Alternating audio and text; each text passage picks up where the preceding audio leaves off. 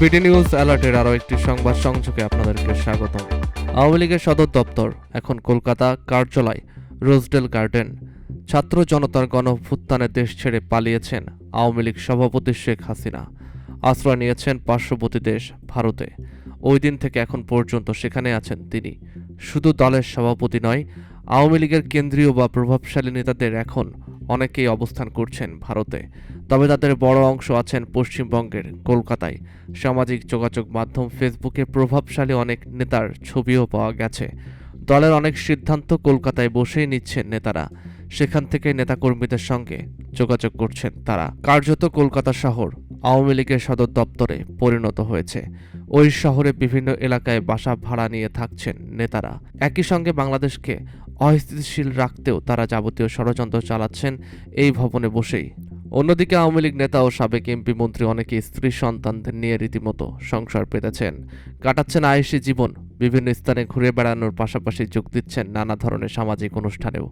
কেউ কেউ ছেলে মেয়েদেরও ভর্তি করিয়েছেন সেখানকার শিক্ষা প্রতিষ্ঠানে। সংশ্লিষ্ট একাধিক সূত্র গণমাধ্যমকে এসব তথ্য নিশ্চিত করেছে। খোঁজ নিয়ে জানা গেছে, রোজডেল গার্ডেনের ৩ নম্বর অ্যাকশন এরিয়ার ২ নম্বর টাওয়ারের ১১ তলার ১১C ফ্ল্যাটে বর্তমানে বসবাস করছেন সাবেক স্বরাষ্ট্রমন্ত্রী আসাদুজ্জামান খান কামাল। নিউ টাউনের এই অভিজাত ফ্ল্যাটে স্ত্রী, মেয়ে ও জামাতাকে নিয়ে থাকছেন শেখ হাসিনার অন্যতম আস্থাভাজন সাবেক এই প্রভাবশালী মন্ত্রী। শুধু তাই নয়, ওই ভবনের নিচের তলায় আরও একটি ফ্ল্যাট ভাড়া নিয়েছেন তিনি, যেটি কার্যত এখন আওয়ামী লীগের দলীয় কার্যালয় হিসাবে ব্যবহৃত হচ্ছে। প্রতিদিন বিকেল ৫টা থেকে রাত ১০টা পর্যন্ত কলকাতায় আশ্রয় নেওয়া আওয়ামী লীগের সাবেক মন্ত্রী, সংসদ সদস্য, প্রভাবশালী নেতাদের সঙ্গে বৈঠক করেন আসাদুজ্জামান খান কামাল। আওয়ামী লীগের সাধারণ সম্পাদক ওবায়দুল কাদের কলকাতায় অবস্থান করছেন।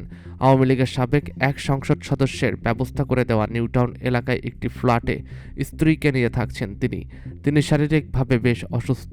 ভারতে অবস্থান করা নেতাকর্মীদের সঙ্গে তার তেমন যোগাযোগ নেই। আওয়ামী লীগ নেতাকর্মীরা কলকাতায় সেই অস্থায়ী দলীয় অফিসের মতো জায়গায় নিয়মিত মিলিত হন। সেখানেও ওবায়দুল কাদেরকে দেখা যায় না বলে দলীয় একাধিক সূত্র নিশ্চিত করেছে।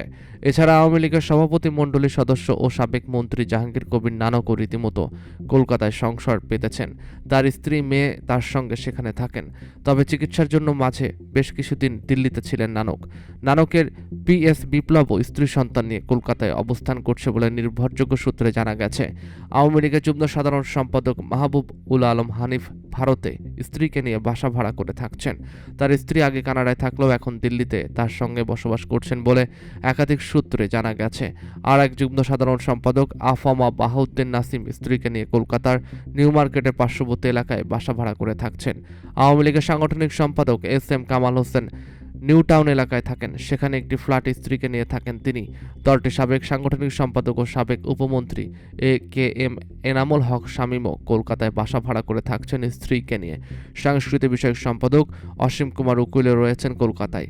তার স্ত্রী যুব মহিলা লীগের সাবেক সাধারণ সম্পাদক ও সাবেক সংরক্ষিত নারী আসনের MP অপু উকিলও রয়েছেন তার সঙ্গে। কলকাতার বেহালা এলাকার একটি ফ্ল্যাটে তারা বাসা ভাড়া করেছেন বলে একাধিক সূত্র জানিয়েছে। ভারত সরকার প্রত্যক্ষ আশ্রয়ের প্রশ্রয়ে সেই থেকে তারা বেশ আমোদ ফুর্তিতেই দিন কাটাচ্ছেন। এদের প্রায়ই প্রতিদিন দেখা সাক্ষাৎ হয়, চলে আড্ডাবাজি, খাওয়া দাওয়া। পলাতকদের ভাষায় আওয়ামী লীগের হেডকোয়ার্টার হচ্ছে কলকাতা। এখানে বসে যাবতীয় পরিকল্পনার প্রণয়ন ও তা বাস্তবায়ন করা হচ্ছে।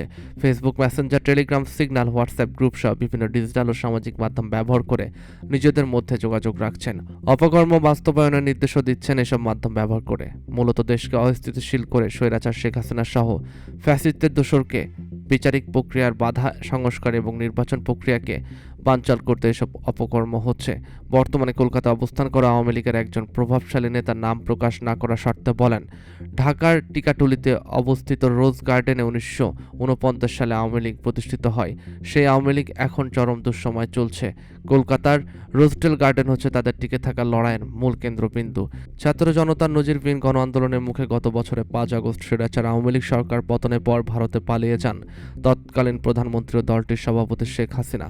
আগে পরে একই পথে হাঁটেন আওয়ামী লীগের অনেক মন্ত্রী, সংসদ সদস্য সহ প্রভাবশালী নেতা কর্মীরা। সীমান্ত পাড়ি দিয়ে তাদের অনেকেই দিল্লি, পশ্চিমবঙ্গ, ত্রিপুরা এবং আসামে ঘাঁটি গেড়েছেন। তবে সবচেয়ে বেশি নেতাকর্মী আশ্রয় নিয়েছেন কলকাতায়। সেখানকার Rajarhat, New Town, Park Street, Salt Lake, New Alipore, Bhowanipore, Ballygunge, Topsia, Bardhaman, Barasat, Gariahat, Behala, Jadavpur, Basirhat, Dumdum, Marquis Street প্রভৃতি এলাকা এখন আওয়ামী লীগের ঠিকানায় পরিণত হয়েছে। শেখ হাসিনা পতনের পর সাবেক স্বরাষ্ট্রমন্ত্রী আসাদুজ্জামান খান কামাল গোপনে সীমান্ত পাড়ি দিয়ে কলকাতায় গিয়ে ওঠেন। প্রথমে এক সপ্তাহ হোটেলে থাকার পর রোজডেল গার্ডেনে ফ্ল্যাট ভাড়া নেন। এবারে রমজান মাসে কলকাতার একাধিক রেস্টুরেন্ট সহ ইফতার পার্টিতে তাকে দেখা যায়। সংশ্লিষ্টরা বলছেন, সাবেক এই স্বরাষ্ট্রমন্ত্রীর নির্দেশে মূলত আওয়ামী লীগের একটি টিম কলকাতায় বসে বাংলাদেশকে অস্থিতিশীল করার চাবিকাঠি করছে।